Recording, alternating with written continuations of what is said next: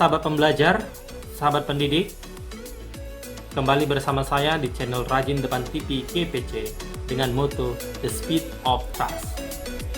Baiklah sahabat pembelajar, untuk mendukung dan mengembangkan channel kami ini, please do subscribe, like, dan share, serta aktifkan lonceng notifikasinya guna mendapatkan update video-video terbaru dari kami.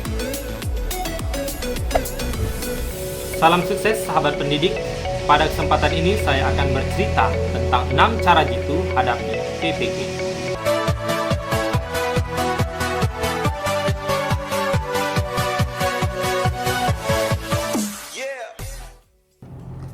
Perlu Pak Ibu ketahui bersama bahwa UKM PPG atau uji pengetahuan uji kompetensi mahasiswa pendidikan profesi guru ialah kegiatan tahap akhir yang harus dilalui mahasiswa PPG. Sebelum mengikuti kegiatan tahap akhir ini, maka mahasiswa PPG harus mempersiapkan diri secara mental dan pengetahuan. Karena sering banyaknya mahasiswa PPG yang tidak lulus pada tahap ini. Maka dari itu, kita sebagai calon mahasiswa PPG perlu mengetahui dan mempersiapkan diri dari sekarang. Berdasarkan beberapa artikel dan juga pengalaman pribadi saya, bahwa sangat tepat bagi kita, yaitu Bapak Ibu, yang saat ini akan mengikuti PPG di tahun 2020, baik dalam jabatan maupun prajabatan, agar mengetahui kesiapan kita lebih awal, sehingga diharapkan dapat mempersiapkan diri dalam mengikuti kegiatan PPG tersebut dengan kata sangat siap. Bagaimana Pak Ibu? Sahabat pembelajar, mau tahu caranya? Let's see together.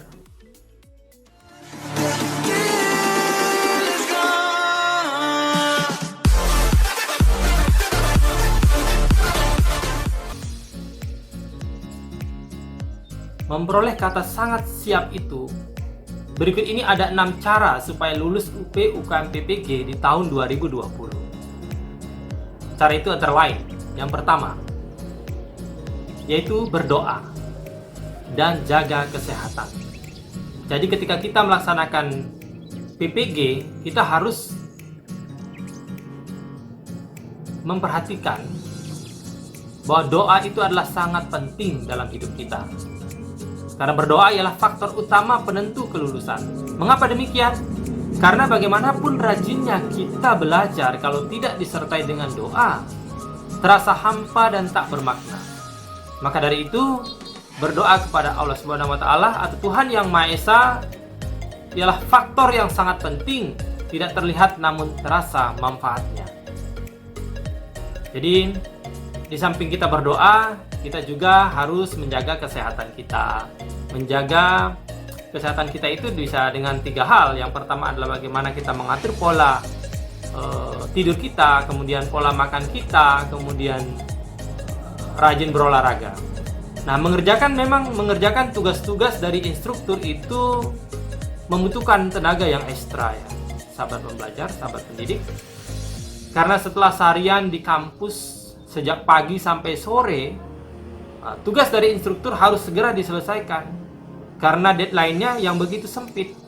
Hari ini diberikan tugas oleh instruktur, besoknya kita harus menyetor tugas tersebut. Nah, bagaimana caranya, sahabat pembelajar, sahabat pendidik? Nah, kita perlu menyiasati hal tersebut. Jadi kita harus memiliki pola hidup yang teratur, pola hidup yang baik. Yang pertama adalah bagaimana kita menyempatkan tidur, beristirahat, jika memang kita sudah mengantuk. Yang kedua adalah makan yang teratur. Jadi kita harus mengatur pola makan kita. Jadi kita harus makan dengan teratur. Kemudian yang ketiga adalah sempatkan diri kita untuk berolahraga, sehingga kita fresh kembali. Nah, selanjutnya adalah yang kedua. Cara jitu yang kedua adalah bagaimana kita membentuk sebuah kelompok belajar. Jadi apa gunanya kita membentuk sebuah kelompok belajar? Adalah yang pertama adalah kita bisa berbagi, sharing informasi mengenai materi pembelajaran, baik mulai dari materi pedagogi, kemudian mulai dari materi yang berhubungan dengan kompetensi bidang kita masing-masing. kemudian materi sosial kepribadian, kemudian materi profesional yang saya katakan tadi. Nah, kemudian berikutnya adalah dengan belajar kelompok ini kita bisa memaparkan materi, kesempatan memaparkan materi kepada teman-teman kita, sehingga di situ terasa sekali bagaimana kita saling berbagi. Jadi ilmu yang kita dapatkan dari berbagai hal yang bervariasi itu dari teman-teman kita itu sangatlah berguna bagi kita. Apa yang kita tidak ketahui maka akan mungkin diketahui oleh teman kita. Disitulah tujuannya adalah kita berbagi. Karena kita ingin bahwa kita dalam suatu kelompok PPG itu dapat lulus 100%.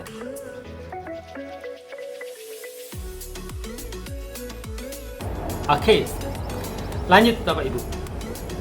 Jadi cara jitu yang ketiga adalah bagaimana kita membuat sebuah mind mapping. Jadi kita buatlah mind mapping. Kita membuat sebuah mind mapping atau sebuah rangkuman.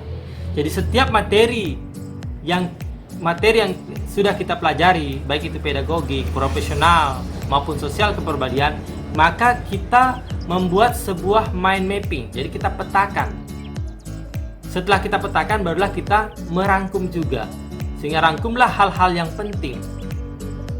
Sehingga kita mudah untuk memahami apa yang menjadi dasar atau yang prioritas yang akan keluar di UKM PPG tersebut. Cara jitu yang keempat adalah belajarlah dari sekarang. Kenapa saya katakan belajar dari sekarang? Karena saat inilah kesempatan kita untuk belajar lebih giat lagi.